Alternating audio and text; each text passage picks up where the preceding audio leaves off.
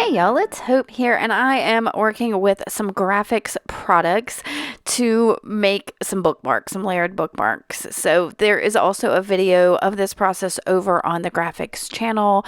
In it, I'm using some of the graphics shrink films, some computer graphics matte, and the graphics laminating film to make these like several layers of bookmarks. And I'm also using fabrics and laces and papers and all kinds of things. I even pulled out some dried flowers and underpapers and tissue papers and book papers and yeah.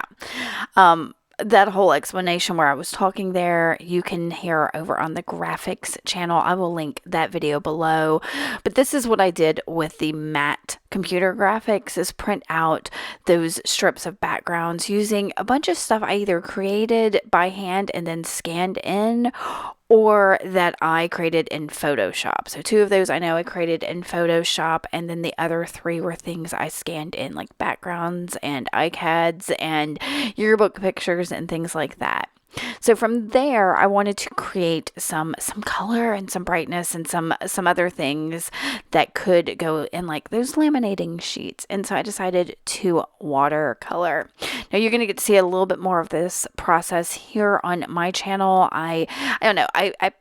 There's a little bit of different information between my video here and the video you can see over on the graphics channel. So you'll get to see more of the watercoloring here, but some of the things I did here you don't see everything anyway. You can watch both videos. It's up to you, but the process is about the same. You'll get to see a lot of that. So I really just took these book pages and played. You can see these 2. I kind of did some florals and botanicals.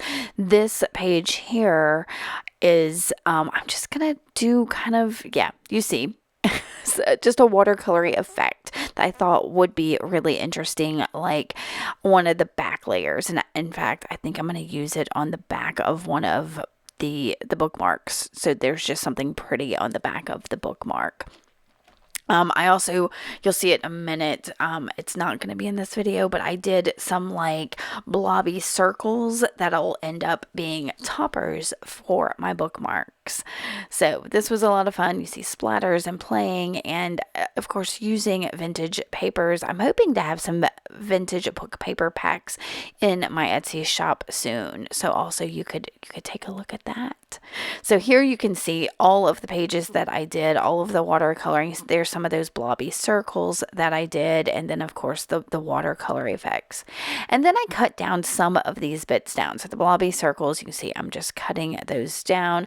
Some of this I don't cut down, just so that because it's a lot easier to find on my desk if I leave it on the big sheets than cutting it down.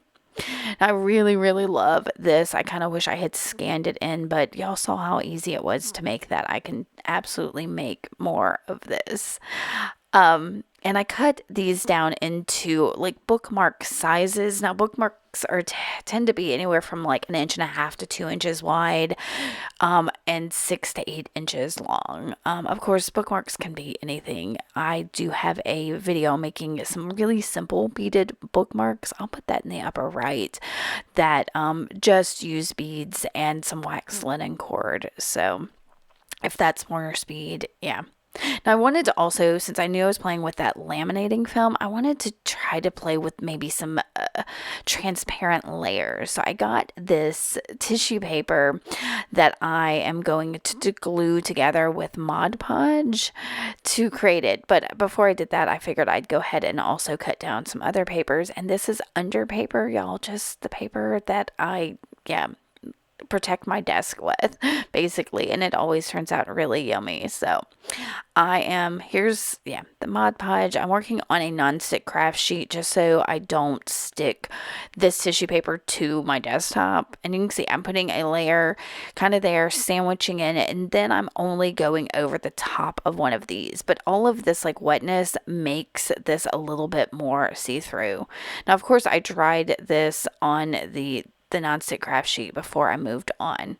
And you can see here how I am adding it to the laminating sheet. I just pulled up the backing paper, put it down on the film, and then burnished everything down. Now that only covers one side of this. If you're okay with like an open back, you wouldn't have to cover the back side of this, but I want to make sure these are super protected on both sides. You never know what's going to happen when you're reading, you put that bookmark down off to your side and you get so engrossed in a book that you might spill your tea on it. So I like the idea of protecting these a bit more.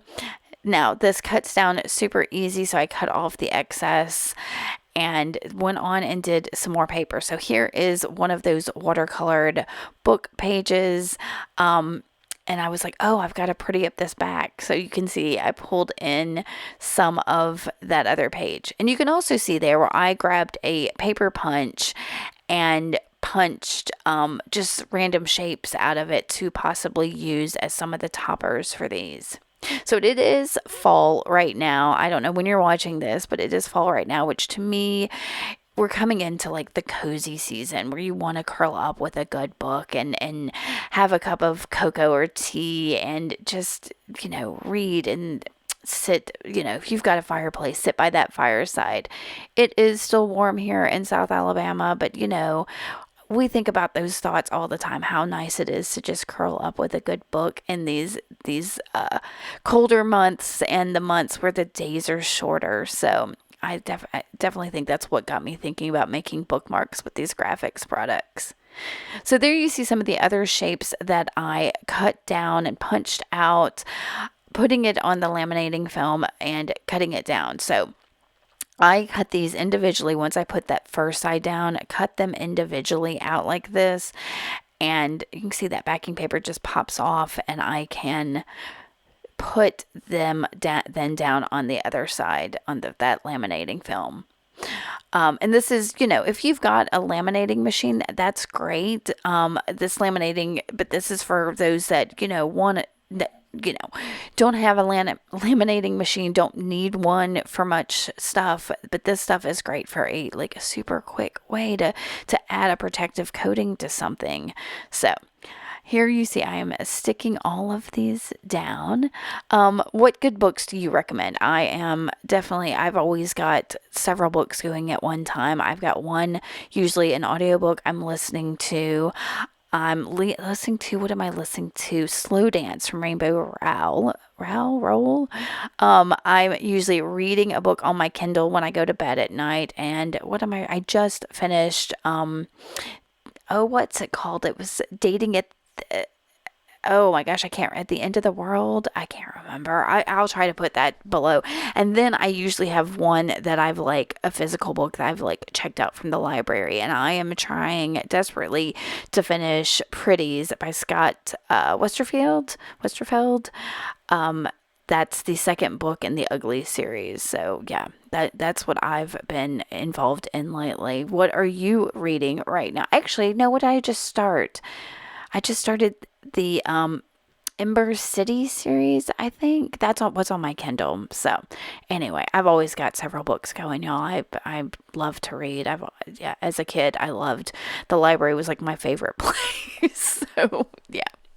So here I planned out using that sheet of Duralar, that computer graphics mat that I printed on my inkjet printer. I kind of planned out what my layers were going to be and then started cutting it down. And you can see how easy this cuts. I've even cut this on my guillotine cutter because it is, yeah.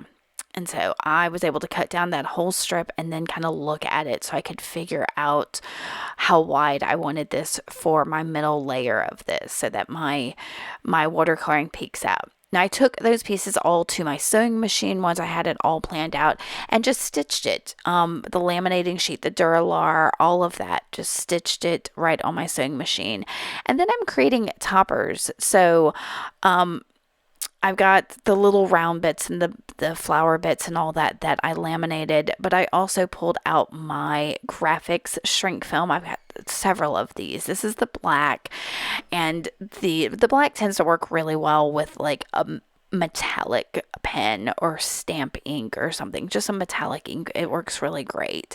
So I used a gold permanent marker, and then I'm using some black stamping ink, permanent stamping ink, to do the other one on. I believe this is the matte shrink film.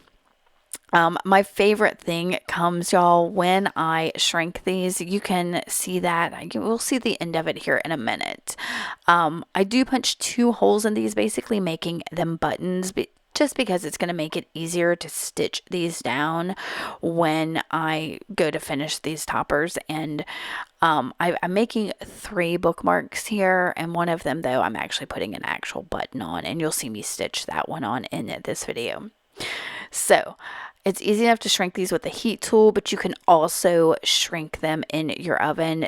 The information for all of that is going to be on your graphics packaging or over on the graficarts.com website.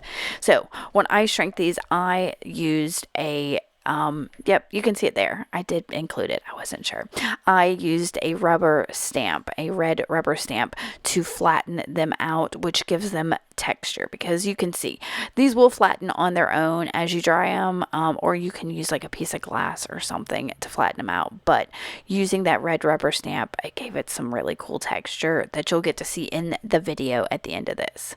So I've already stitched on the other 2. Again, you'll see that over on the graphics video, the video that I put up on the graphics channel. And then this last one, I'm using a button. So I'm trying to hide my knot. So I went in through my middle layer there, and yeah, so it's hidden behind that flower. And then I'm going to stitch this button on to finish this bookmark. I hope you enjoyed this. If you have any questions about using the Grafix Arts materials, definitely ask away or head over to the Grafix Arts channel. Hopefully somebody there can answer it for you, but I will answer what I can if you want to ask me here. And let me know what good books you're reading right now. I'm always adding to my to be read list, so let me know. All right, guys, thank you so much for coming by and watching this. Happy crafting, happy reading, and I will see y'all later. Bye.